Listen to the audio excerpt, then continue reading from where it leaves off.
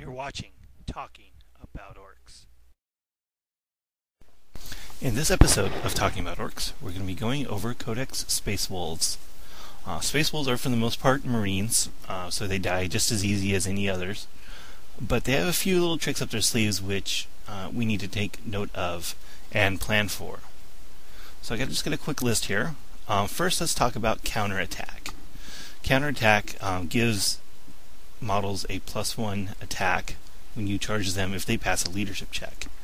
Since all Space Wolf models are already equipped with close combat weapons and bolt pistols, that could give them 3 attacks when you charge them, which is kind of a problem, which means when you do charge, you're going to have to charge with more boys to get the job done.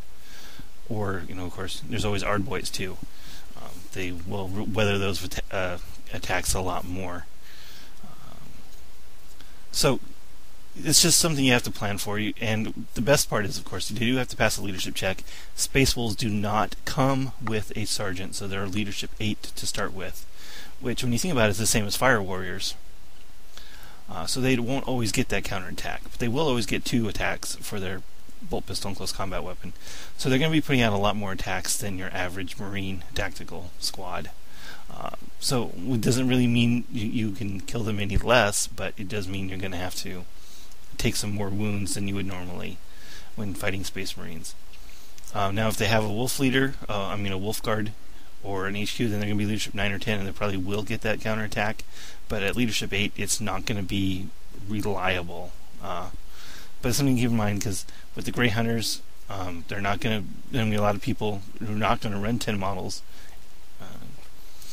of that, so they can get the Wolf Guard and the Rhino, which is also good for you because there's fewer flamers and other nasties.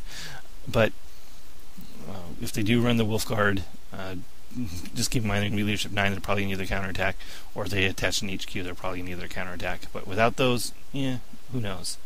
I don't know the exact statistics there, but it's just something to think about. So you need more models on the charge than an average Marine.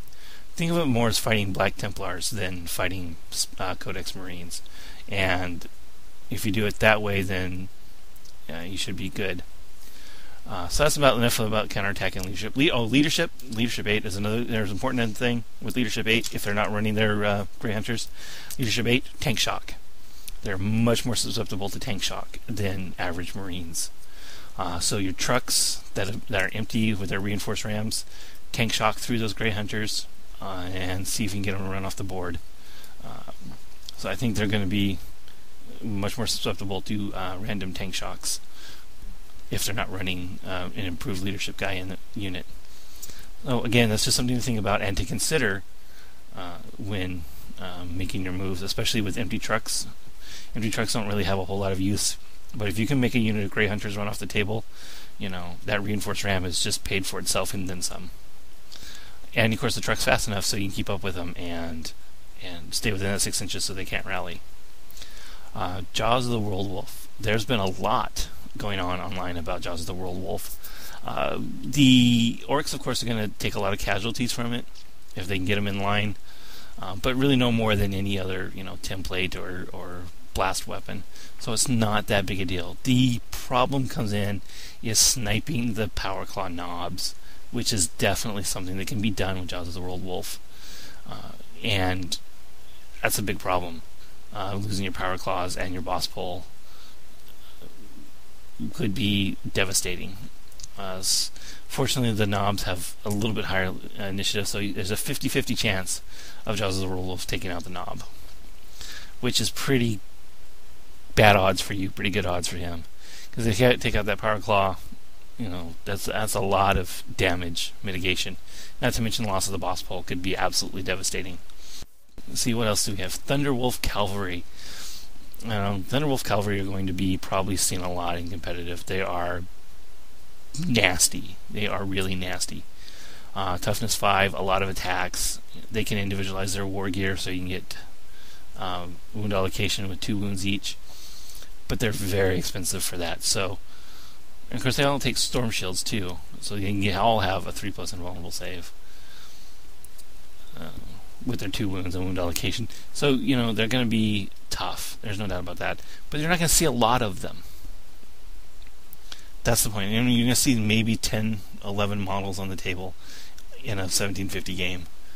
So if someone's, you know, invested heavily in Thunderwolf Cavalry, you know, there's nothing like throwing more attacks at it. You know. So Ludas, of course, Ludas will do well because of the high wounds and high number of wounds. They are toughness 5, so they are immune to instant death versus your Knob Power Claws, but not versus your War Boss Power Claws, which are strength 10. And not to mention Death Rollers. Death Rollers might actually be very good against Thunderwolf Cavalry, because any unsaved wound is a dead wolf. And they're probably not going to Death or Glory a 60 or 70 point model versus your battle wagons. I mean, if they can, you know, if they have a Melt-A-Bomb, you know, they have an okay chance of taking out the battle wagon. You have a pretty good chance. I mean, it's not a great chance, of course, but it's a chance.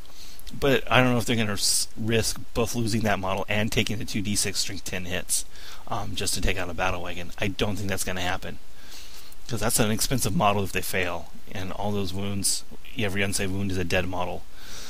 So I don't think you're going to have to worry about Death or Glory, your battle wagons, with Death Rollers versus Thunderwolf Cavalry.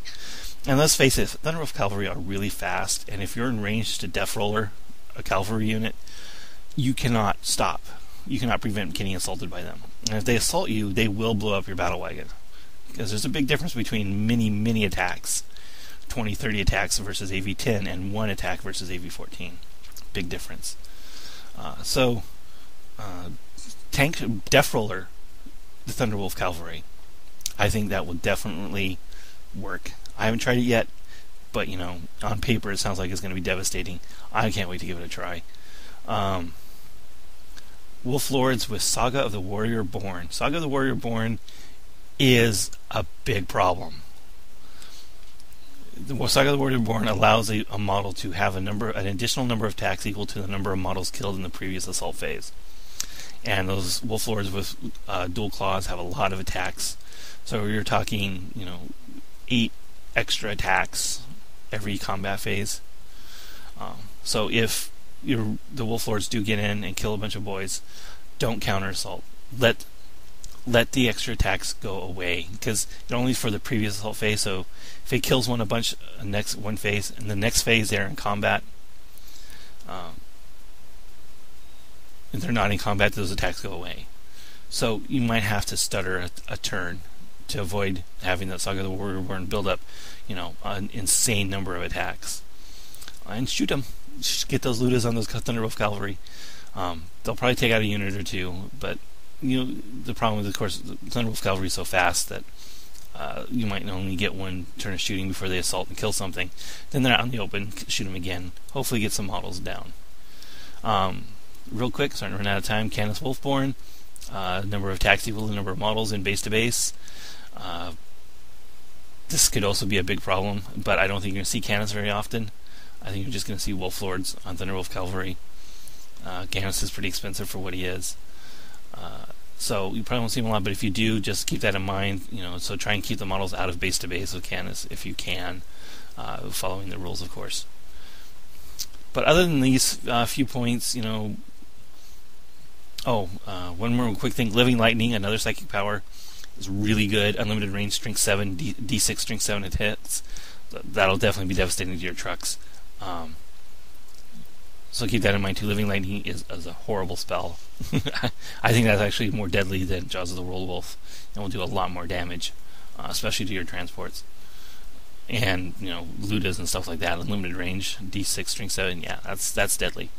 So keep those Ludas in cover, especially versus that. So, but other than these few minor points, Space Wolves are just Marines. They die like Marines. So keep fighting them pretty much the same. You know, we might have to make some adjustments for the Thunderwolf Cavalry. I have to throw a few more boys in a combined assault versus counterattack. But other than that, they'll die just the same. Keep at it, and you'll hack them up. So I think that'll do for this episode of Talking About Orks. I had only planned on doing these two codexes, Tyranids and Space Wolves, but if you guys want me to keep doing the other codexes, the older ones, I can. Let me know in the comments below. Thanks.